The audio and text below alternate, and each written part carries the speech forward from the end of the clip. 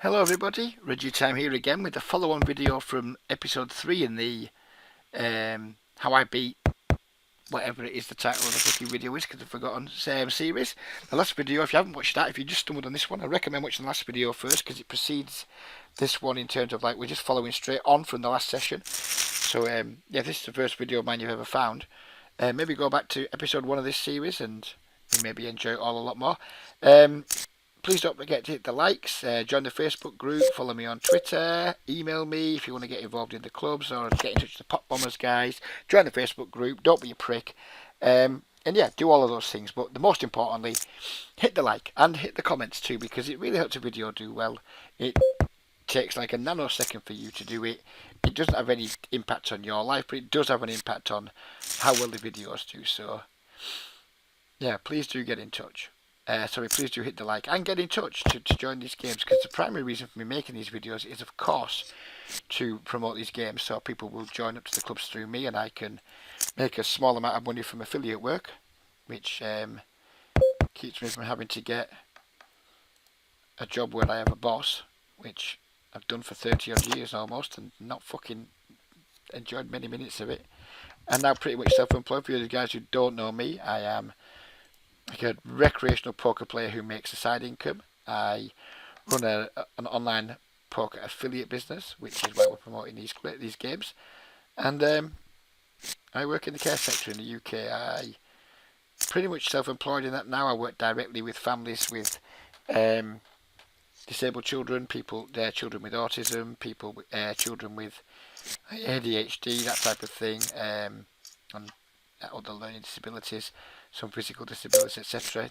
I'm not a wealthy man in terms of money, but I'm a wealthy man in terms of just how lucky I am to live a life where I enjoy almost every aspect of it. So that's worth more than money to me. And I'm not poor. I'm not poor. I'm not destitute, but I'm not wealthy either. But I've got a nice balance, and yeah, we'd like to keep it that way. So please do support the channel by signing up to one of the clubs. Right, end of spam. Let's get on with stacking some more donuts. And I didn't vape during the entire last video, and now I'm feeling like I need a vape, so let's do that.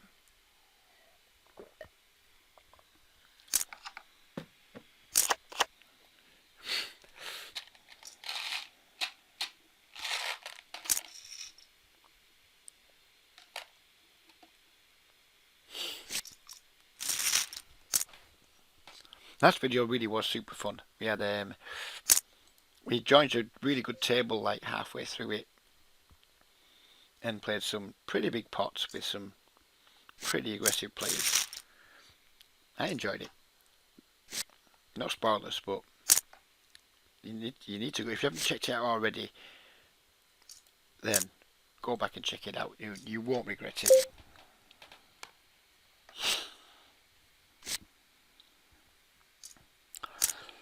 Defending the 3 deuce here versus the min raise from a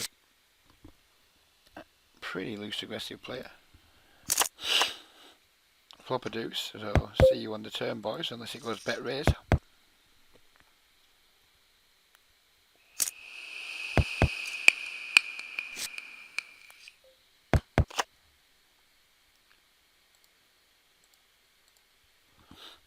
If you are new to the video, new to the series, and you want to know why I'm making some unusually large pre-flop raise sizings, then if you go back and watch videos 1 and 2, it's better explained there.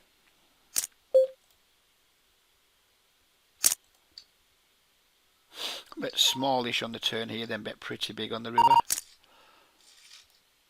Didn't realise that guy had so little money. That makes my flop call an absolute shambles. My flop call was a shambles because he didn't have enough money to call with bottom pair, really. Not win enough money when we improve. But whatever. Who gives a fuck?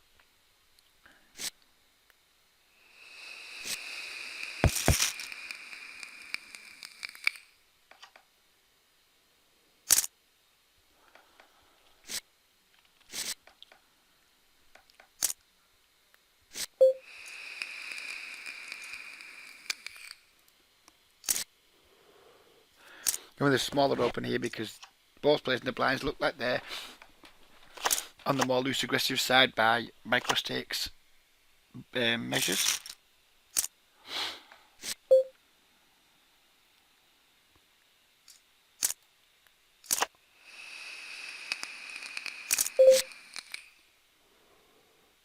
Going to raise this turn and bomb the river because I don't think this is a size you typically see a lot of people taking with a jack. I think they're going to have flush draws and 5x a lot here.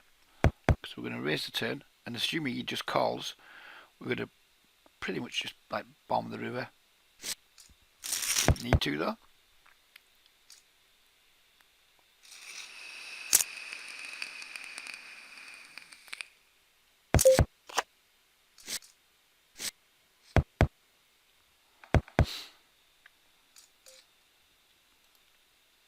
Really enjoying poker again at the moment.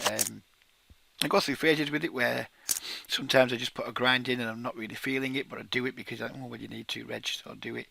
At the minute, I feel like I'm accessing my thought processes really well. I'm like acting on my thoughts really well. I'm just like, there's not a lot of autopilot in me at the minute, and I tend not to enjoy it when I do autopilot, but some sessions, and I don't know why, I just throw in the odd session where I just kind of play a pretty shit, like weak tightish sort of game, and yeah, don't produce my best poker or my best results. I definitely produce my best results and really like in the zone and focus. So I guess we all do. I just probably need to try and read the mental game of poker 2 again. I tried reading it the first time and I couldn't do it. It was too cookie for me. But yeah, I could probably do with preparing myself better per session, so I start them in the zone all the time rather than just starting a session because, well, nothing else to do, let's start a session. But when I'm in the zone, I crush.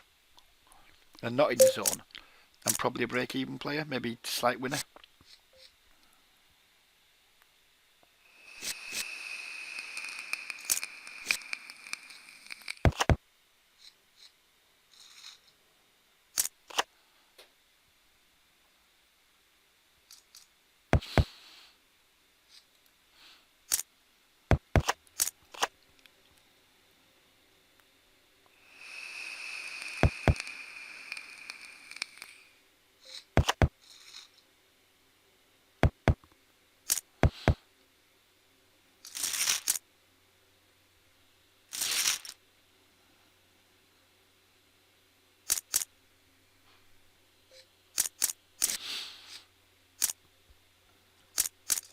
He's just 3-betting living memory here. It's already 280 in the pot. We're going to bump this up to 480, I think. And even that might be too small. It's only 12 blinds. That might still be too small. He jams. We have the easiest call ever. 1 miles behind, but we might get there. You never know. No, I don't want to run it multiple times when I'm an underdog. Just the one time, dude. No spade, dealer. No spade, dealer. Thank you, dealer.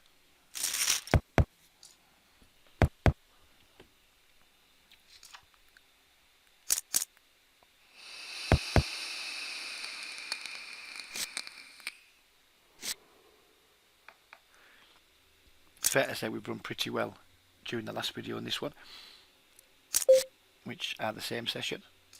Can't complain so far. Maybe you spoke too soon.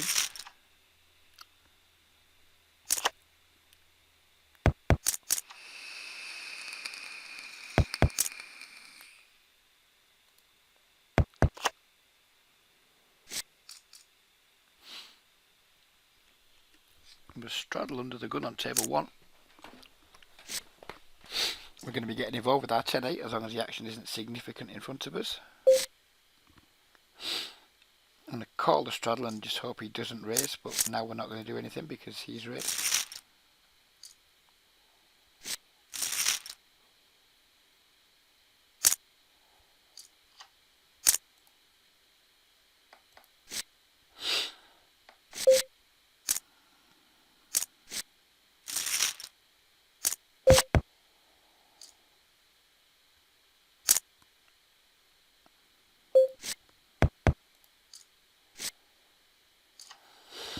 What is going on here? Everyone's interested on the 9 Deuce, deuce.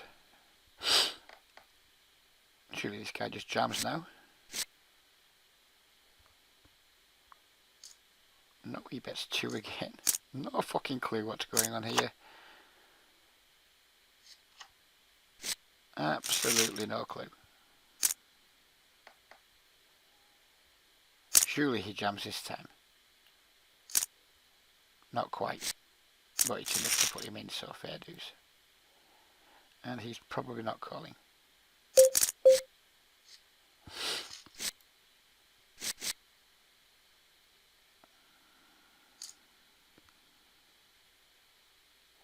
So we don't mind chips transferring from the 37-7 to the 48 deuce. Although we wouldn't mind them coming here either.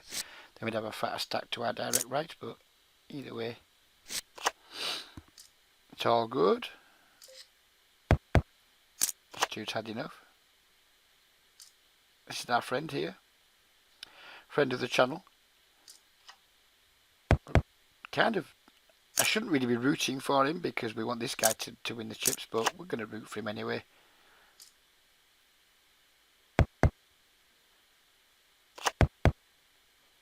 Looks like he's going to be folding.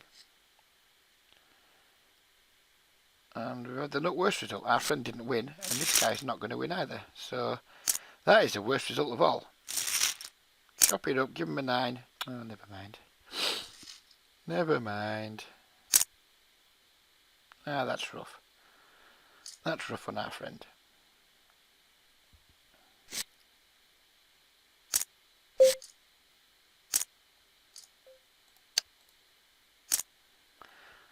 Min raise, call. This is not the type of hand we want to be 3-betting with, but it's strong enough to play for a min raise on the button versus someone who's pretty bad by the looks of things. Been 3-bet here by a regular. We're going to make a small called 4-bet to about $10.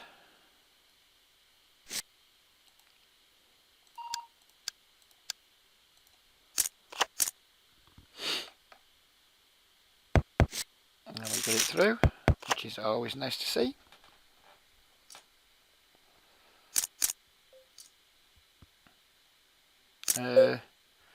We're getting a good price here, but to draw to what? So we're not going to.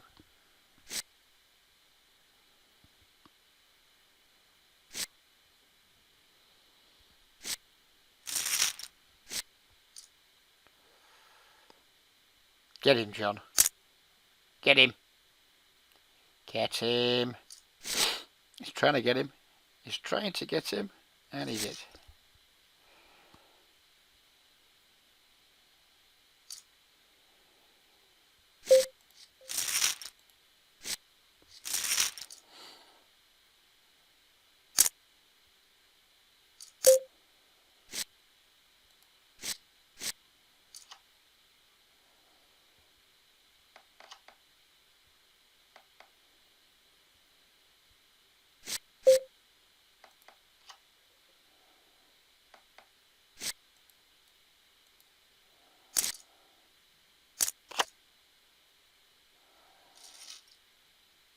That isn't nice, but that is it. Take a look at that, then take a look at that, and then just think, what the fuck? We've got to call this turn if he bets, I guess.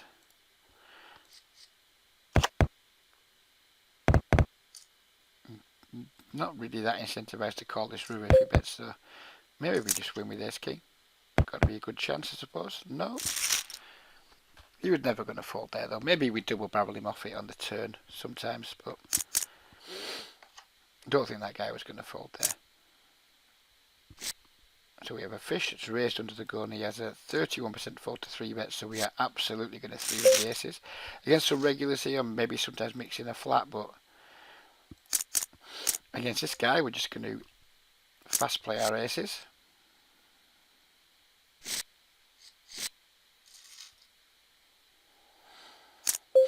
That is delightful.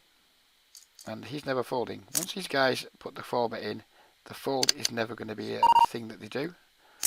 So he's going to pile it in. He calls. We're a huge favourite here. Go on. We'll give you a shot at 3. We'll give you a shot at 3, sir, if you want it. 1-0 to the good guy. Oh, he's got a chance. 2-0 to the good guy. 3-0 to the good guy. John's just like, I mean, it's queens, and John's aggressive sometimes.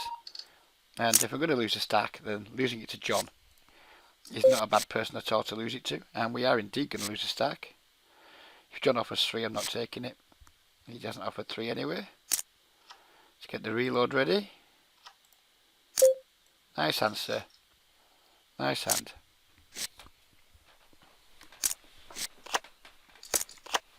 So, what the good poker lord giveth with one hand, he then taketh away immediately with the other, but nothing we can do there. Both those hands kind of played themselves. You're not going to expect a 46-15 to ever fold ace-queen suited after 4-betting it. And you're not going to expect anyone to fold pocket aces after 4-betting it. So, it is what it is. We just paid a bit of rake and move some chips around.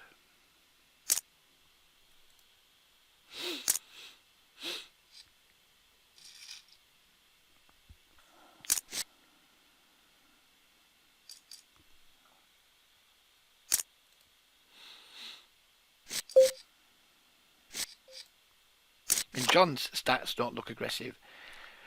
34-11. But I know John is more than capable of being aggressive, even though those stats don't show up. And I don't like having like weird dynamics with people that I know. I'd rather not play with people that I know, to be frank, but sometimes it's unavoidable. But yeah, if John has like pocket jacks there, ace king, ace queen maybe is doing similar. Although we obviously would block ace queen really hard in that instance. It's one of them things, isn't it? You 3-bet queens versus the button open. You're not 3-betting it to fold it to a 4-bet, so it is what it is. And if I am going to lose any money to anyone during this video, then John would be absolutely my first pick of people to lose it to. Hope you watch it, John. Hope you watch it, and hope you enjoy reliving it, sir. Enjoy my $40.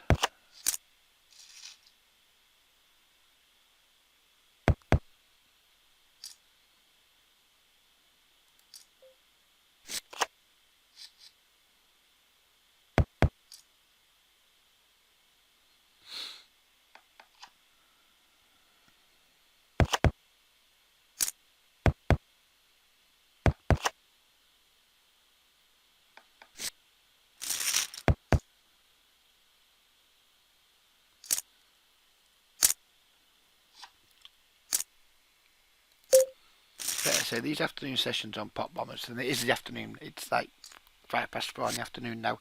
They really are, you're not short of action. Mornings are good on here, afternoons are exceptional. I mean, not sure what time it is in Sydney right now. I think it's like getting on like 11 PM, midnight-ish, something like that. I don't know though. And now isn't the time to Google it, I don't think. But fuck it, we'll do it anyway. If I just write what time is it in here in Sydney, will it just tell me? What time in Sydney? Will it just tell me? 1:05 AM, so it's a good time to be playing. Hopefully there's some drunk Australians out there willing to increase my personal net worth in the next 25 minutes or so. Are we going to defend the Queen 10 off here? Not versus the 38-14. It's not something I'm going to be wanting to be doing.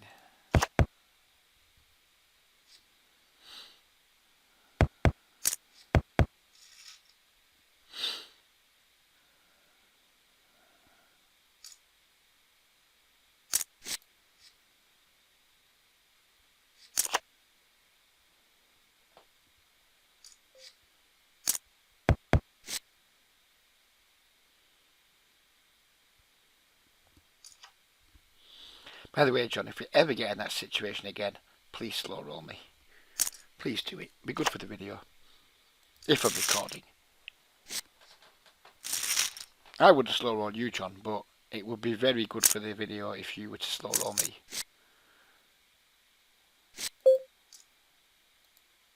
In fact, anyone, if you're ever up against me, if you think I might be recording, which I probably am like 30% of the time when I play, then yeah, hit me with the slow rolls.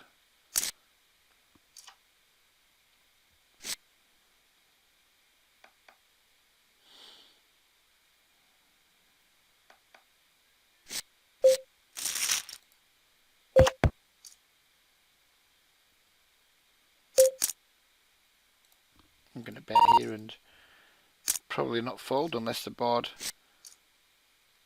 doesn't run out too favourably. We have like top pair, good shot, weak backdoor, flush draw.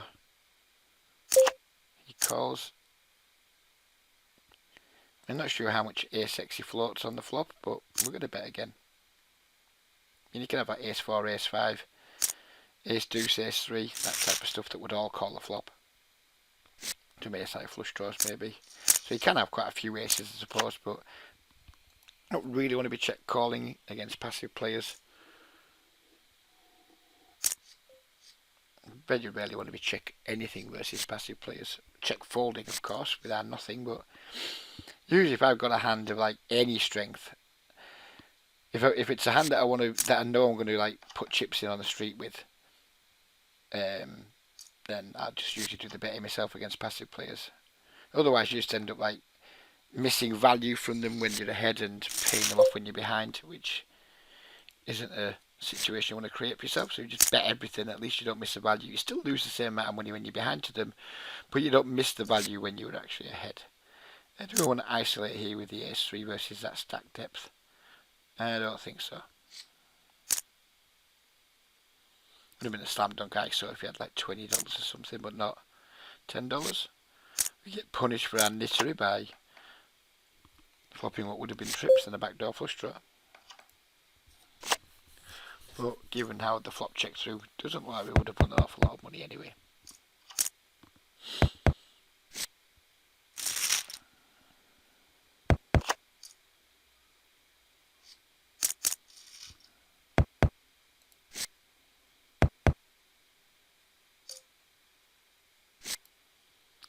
There shouldn't be auto checking here, auto folding, because we can just steal this guy's blind, but now there's been two limpers. We'll just click the call button and hope to flop 9-7 deuce.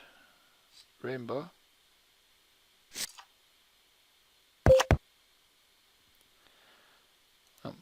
We got the rainbow part right. Just the suits came down well, but the numbers didn't.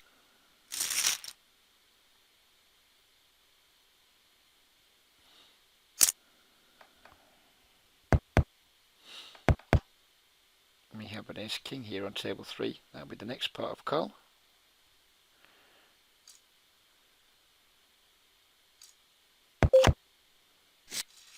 I was about to bet our 9-7 for some thin value, but when the king comes to, I think it becomes too much of a thin bet. 44-20's opened here.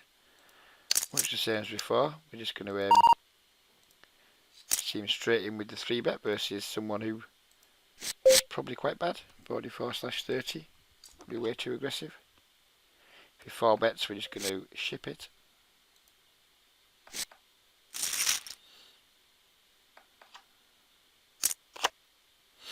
He calls though, and now assuming the board doesn't run out horrendous, we're just going to look to bet 3 streets and get as much of the money in as possible.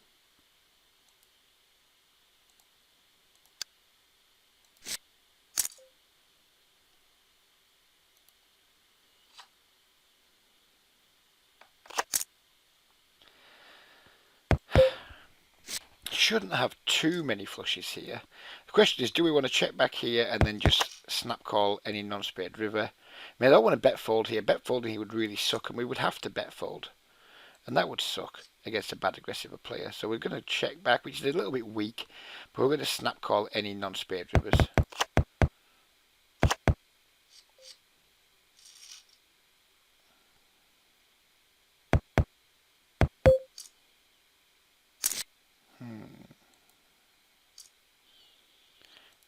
So I don't think we can go big here because I don't think there's enough hands our opponent can call with.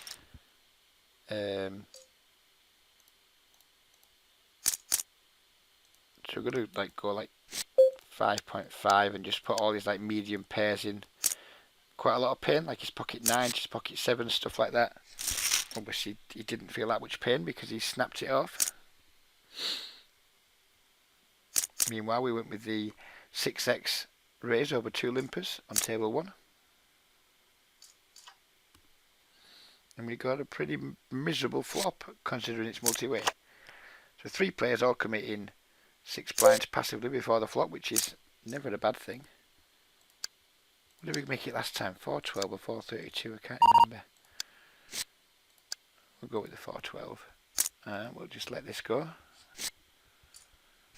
Jacks and 10-9 suited. Not sure about that one, but that's obviously more than reasonable, although we should probably just re-raise pre.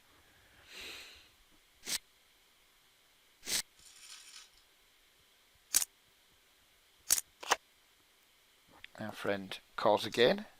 Given how he called twice the last hand with a hand that couldn't beat top pair on the flop, even though we should see bet this board, I'm not going to, because I think he's going to be frustrated with us. He's going to be wanting to play back at us a little bit, and we can just call some turns when we check back and try and navigate our way to showdown. We can't fold for half pot here. I think it's quite likely we're behind, and we don't want to see any club. It's going to be hard for us to get to showdown, but we can't just fold to 1 bet to check him back the flop. And if he bets the river again, I mean, I suppose we have to fold, but I won't feel good about it. Tanks then bets big. I mean, theoretically, we're like very close to the top of our range here, like pocket jacks, pocket 10s, then ace king. So we are quite high up in our range. This should really be a call some of the time, but against these bad players who will not be bluffing at anywhere near correct frequencies, not that I do either, I think we can just make some exploitable folds to large river bets and not worry too much about it.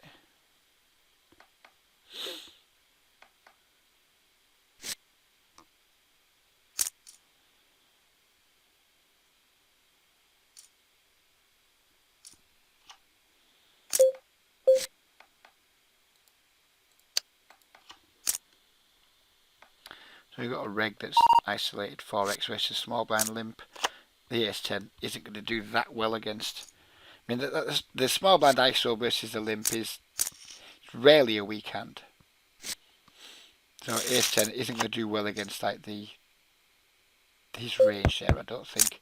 However, top pair, top kicker with a nut flush draw is going to be doing quite well against anyone's range. So we're going to be volunteering some chips into the pot here.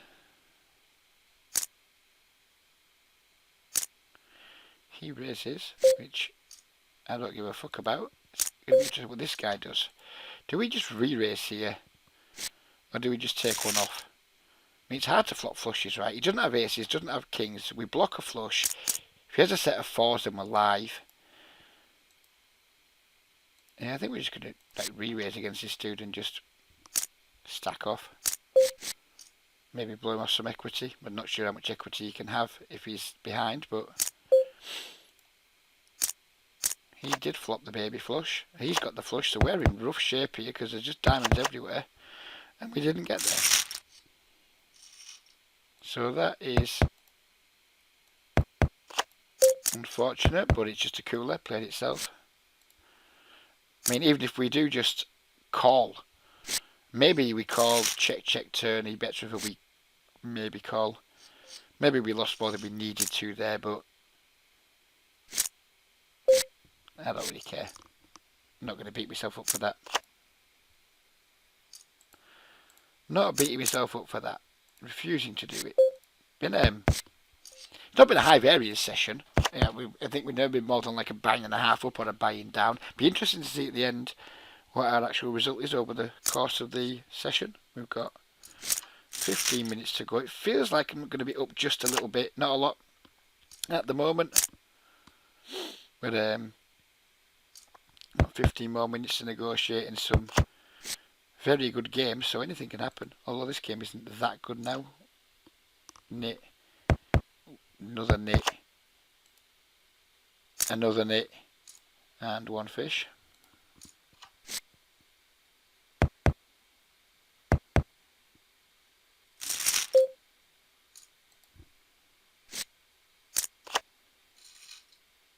That was a bit rough, that, because when you break the hand down, you know he doesn't have aces, you know he doesn't have kings.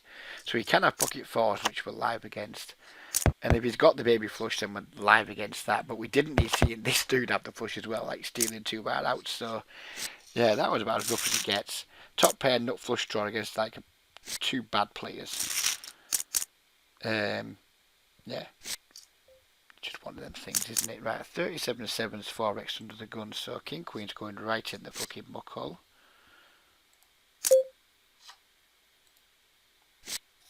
Hopefully we get to showdown and that decision will have been justified.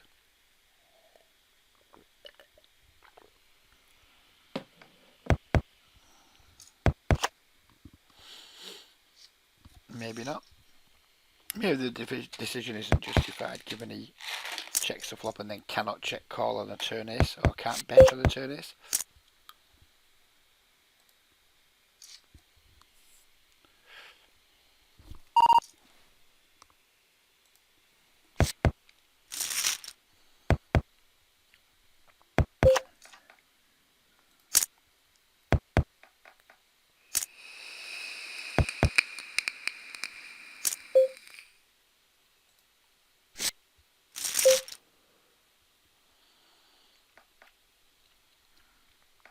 He remembers when we had queens versus aces and then 10 minutes later had top pair nut flush draw versus 2 flop flushes.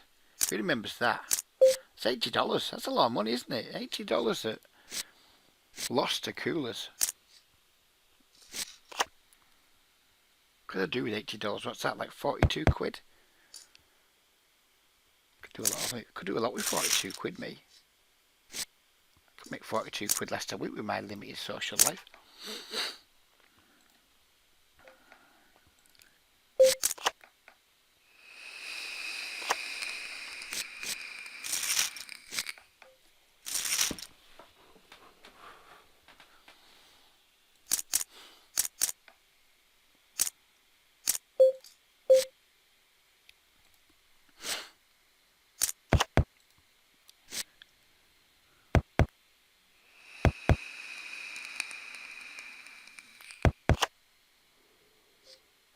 The naughty side of me. Well, first of all, I just went to snap fold, then it didn't register, and then I thought, now, does that mean I now have to like isolate with this hand because it didn't let me fold straight away because I didn't click properly?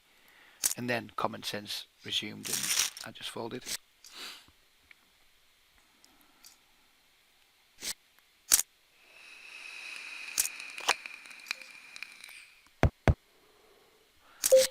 There's 2 hands now where we had the option to isolate, declined the option to isolate and would have flop trips. We had the ace 3 down here, we had the 4-5 down here. Well, I think both are reasonable folds at the time for good reasons, and we can't worry too much when boards come out that we would have smashed, because long term this board isn't going to come out, and we maybe wouldn't have made any money.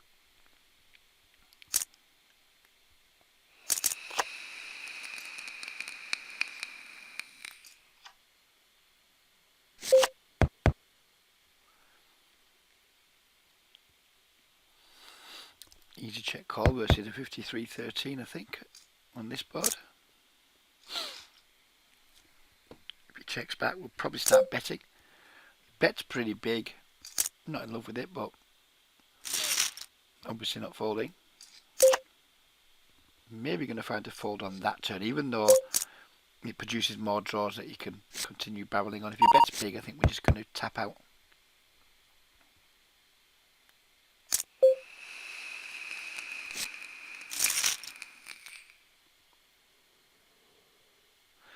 And he could have been just barreling all in with a draw there, but we only have 2-8s. We don't need to defend as low as 2-8s. I think if we have a 10, we have to call.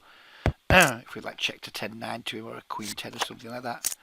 But we don't have to call with our pocket 8s there. On these boards, we'd have had a flush here, we'd have had two pairs here, a gut shot here, and we're none of them because we're a fucking dirty nit.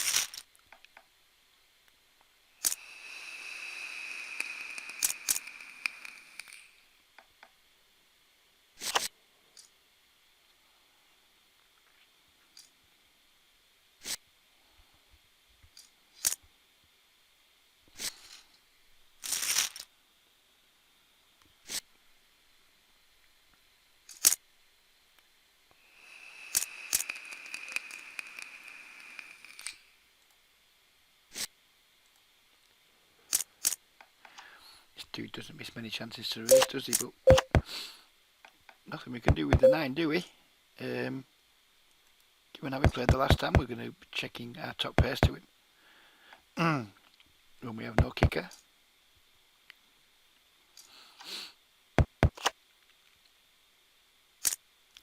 We're going to be check calling this turn. Now we've picked up a flush draw. Not betting. Our hand's not strong enough to bet. Doesn't really warrant betting. I think it's going to perform much better as a check call.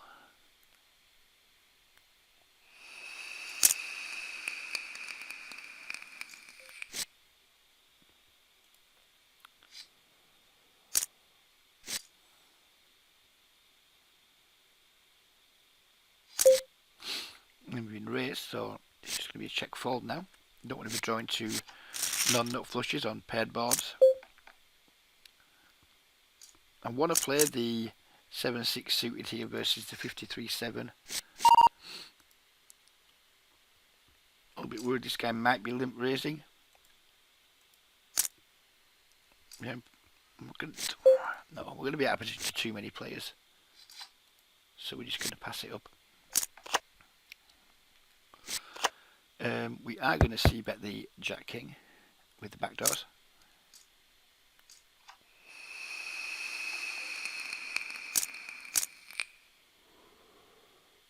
And bet again here for value from like gut shots, straight draws, that type of things. And then probably check back the river. Hope not to get raised.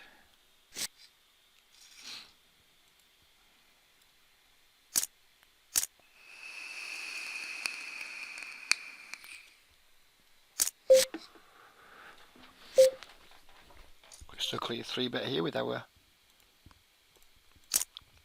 Ace Queen versus our friend. Bad board on this table, but we do have 2 overs and a backdoor straight draw, so we're going to fire out a bet to start with and then take it from there. Continue on good turns, fold to raises. Our friend calls, we flop well again.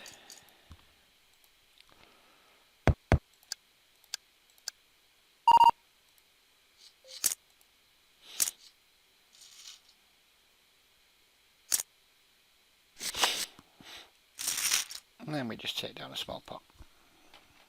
Would have been interested if he raised there. I think we'd just have taken a call down line versus a raise. Ace-7 suited. Don't think we want to be 3-betting this dude, but I think we don't want to be folding it either. Although this guy in the button, yeah, because I'm a bit worried the guy in the button with his 10% 3-bet is a pretty loose aggressive player. We would have presented him with a pretty good squeeze spot there if we flattered. As it happens, he's just folding. 3-bet the Ace Queen over here against a player that looks to be quite bad.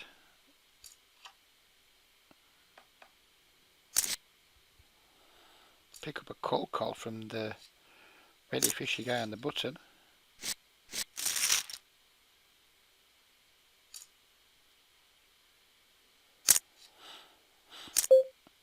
You get 4 bets, trivial fold with the Ace Queen. Not even going to think about it. We call here with the 8s, I guess.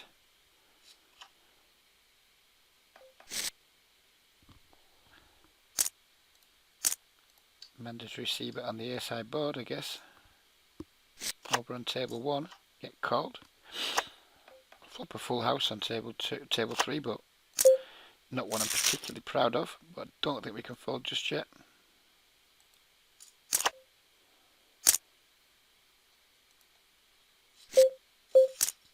I think we probably can fold now. Who bluffs on these boards?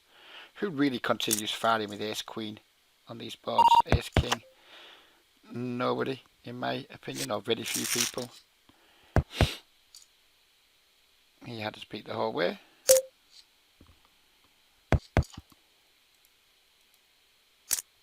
Making a loose-ish open here with the 8-9 under the gun. Lots of guys don't think it's trivial. To me, it's loose-ish. But we do have this dude in the big blind. And we've instantly been 3-bet.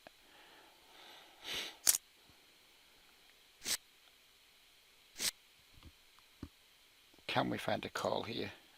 No, just in his stack size, we cannot find a call.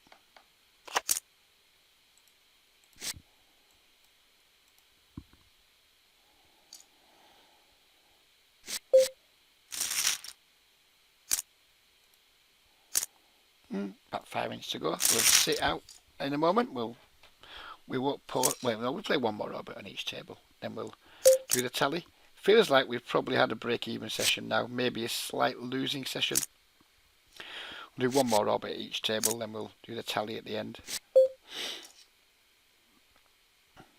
Not the best of hands to defend against the stack depth under the gun, but it's made it small enough where we probably have to defend it. Maybe think about check raising this flop if we bet small with our gut shot.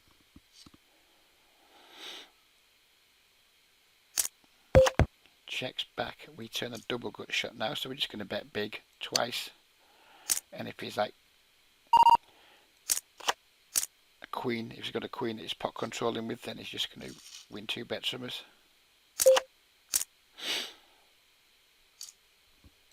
And that can go pretty big here, I think. Oh dear, didn't mean to click that. I think we can go pretty big because, like, you know, our value is going to be like Queen X on flushes and nothing much else. So we're not going to have too much value bets, we're not going to have too many bluffs, so just go pretty big. And if he's just in there with like an ace of spades or a king of spades or something, then he's not going to call.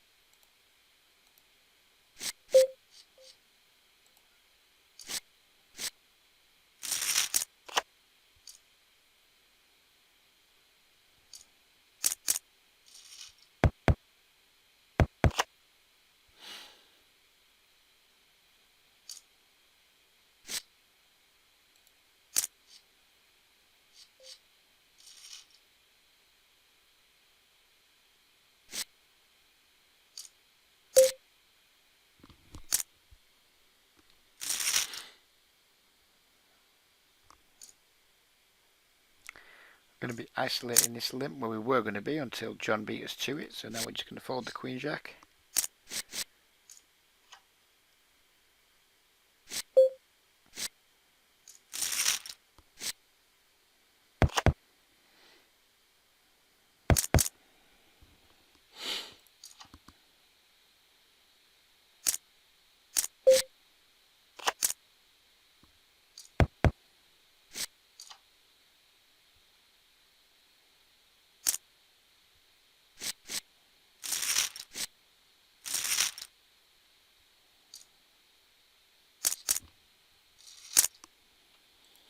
This orbit's been worthwhile playing this last orbit, hasn't it? We've been dealt a collection of rubbish so far, and continue to be dealt a collection of rubbish. Might be the biggest waste of 3 minutes I've ever had.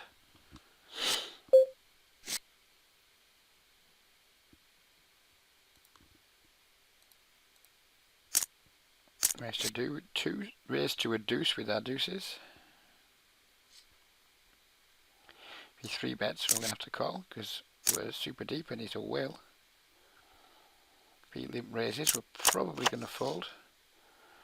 And we're not going to see bet this board multi-way into 2 high VP players because they're going to have like an extraordinary amount of like random crap ace-x in their ranges that they're not likely to bet, but they're not likely to fold.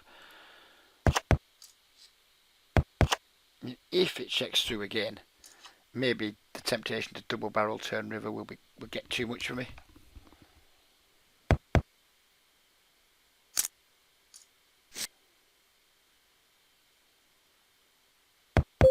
Yep. The temptation is going to be too much for me. We're going to have to go big twice, I think, here, because A7 and what have you might call once. So we're going to have to go pretty big on the second barrel to get the job done. He does call. Not that worried about the spade, to be honest. The spade's got there, the 6-7 got there. But now we can really put a lot of pressure on his ace-x. And that was the plan, wasn't it? So we're just going to go for it. This could be spewy.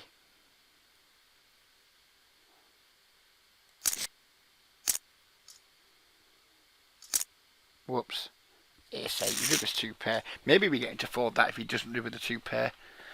Yeah, it's been a disappointing. Anyway, we're leaving this table. Oh shit! Oh no, we're leaving this table because we're done with it.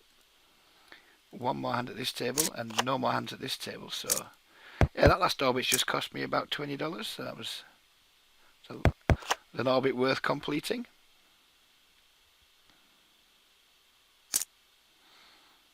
I like that bluff though. I mean, I kind of thought he had a weak ace. Maybe should we be trying to make 57-13s for weak aces? Who knows? But I think the bluff made sense from a theoretical standpoint. You know, we can have lots of flushes there. We check back the flop, pick up the turn, bet it, hit the flush on the river, bet it. Yeah. I don't hate it. Didn't work. So people will hate it because it didn't work. But yeah, if I had the hand again, I'd probably play it similarly.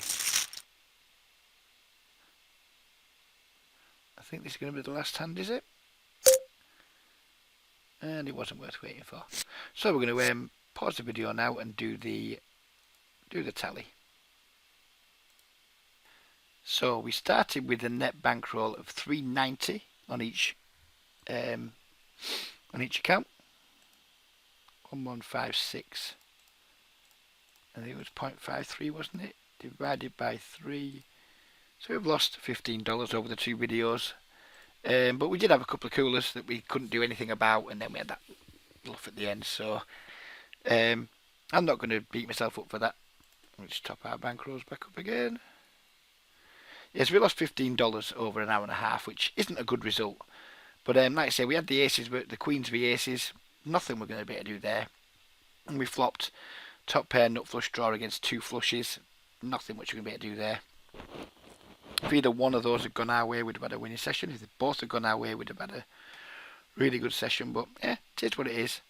Not going to lose too much sleep over it. Hope you guys enjoyed it, most importantly. I certainly enjoyed the session, even though we lost a little bit. And yeah, be on the lookout for episodes 5 and 6 coming at you probably 2 or 3 days after this one. Take care, everybody. Stay safe, and bye-bye for now.